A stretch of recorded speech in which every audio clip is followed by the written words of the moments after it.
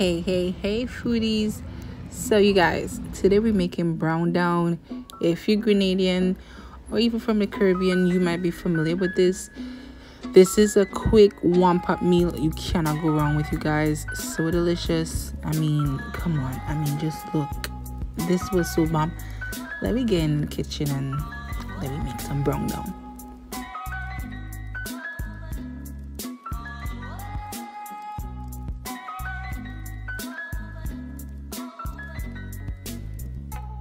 So we're starting off strong. Make sure you peel your provision, and I'm just using green bananas or green fig here, and I am squeezing some lemon in my water, and this helps the provisions from getting black. And here I'm just oiling my hands with some oil, which is also going to prevent that sticky residue from the green bananas from sticking and itching my hands as I peel them. And I did have a video of brown down some time ago on my channel, but I didn't want it to update it. And I'm also using potatoes. And guys, you want to make sure that you go ahead and wash the fig and everything with the lime. You want to take your hands and wash it really, and it's going to really remove that sticky residue. And then you're going to rinse out that water and fill it back, set it aside, and get started on our browning.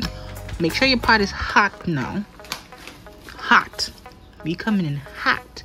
And then you put your sugar, because we're going to make our browning. I like making my browning from scratch. This is just how I grew up. My mother never used store-bought browning. But hey, if you want to use store-bought browning, go ahead. But I'd advise you not, right? And here I'm also adding some curry powder, you guys. Going to add a little extra vibes to it. You're not going to even notice it's there, but it's there, right? Add a little bit of curry powder, some oil, and you're going to fry that up, right? Real good. Make sure, because you want to get belly ache, right? Make sure you fry that up nicely. Let the sugar melt and dissolve and all of that.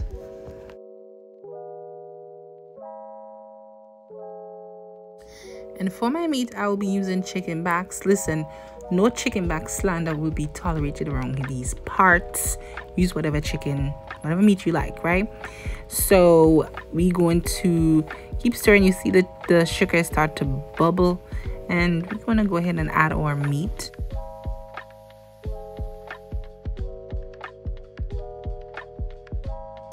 And then you just want to mix it in. Make sure your meat has incorporated all of that goodness. You guys, let me know if you call browning coloring also. This is what my mother and my grandmother calls it, coloring.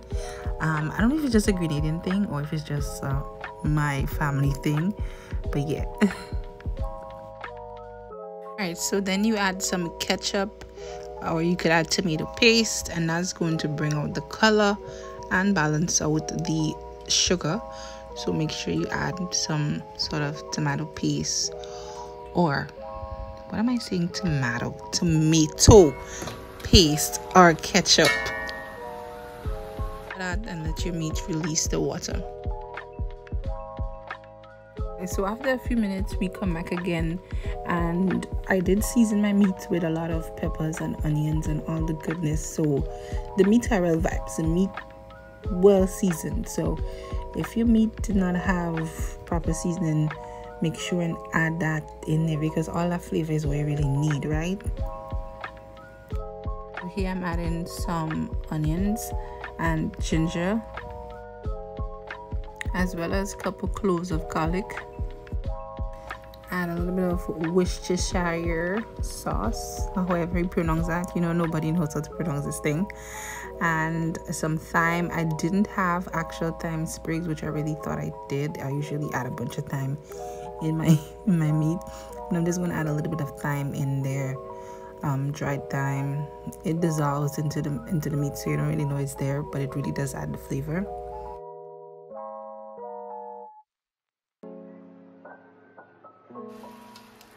Guys, look, we chicken started to have real vibes already, right? So now it's time to add your green fig, your potato, and whatever else that you planned on adding in there. Drop that in right now. And at this point, your meat would have probably been on fire for like 25 minutes or so. It also depends on what kind of meat that you are using, so keep that in mind. Here, what we doing, you see that seasoning juice, I call it, from the meat that come out in the bowl where you had your meat sitting. You want to add all of that in there, all the onions and the peppers and all of that you cut up and you have your meat season. Add all that in there. Then you're gonna rinse off the bowl, add that water in there, and you're gonna add a little bit more water. So we're not wasting anything, and we're making sure that we build the flavors, right? That's most importantly. All right, so I'm gonna add a little bit of salt to taste. You could add a little Maggi cube in there, whatever you want to add. You can add it, cover that down, let that steam down, and then we're gonna make our dumplings. And our dumplings is just flour, salt, and water.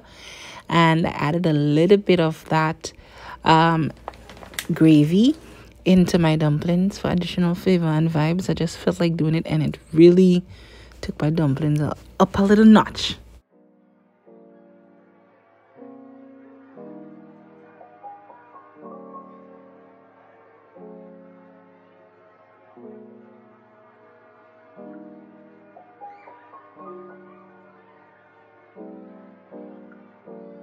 Flour needed, set that aside, and we're gonna finish up the pot now. Just gonna add some carrots, and then I'm going to go ahead and roll out my dumplings in my little pigtails like I like to roll them out.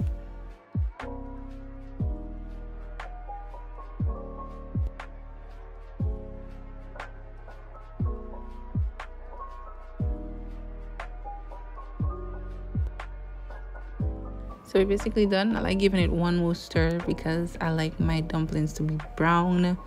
Everything gotta be brown, so make sure the dumplings really steam down in that gravy.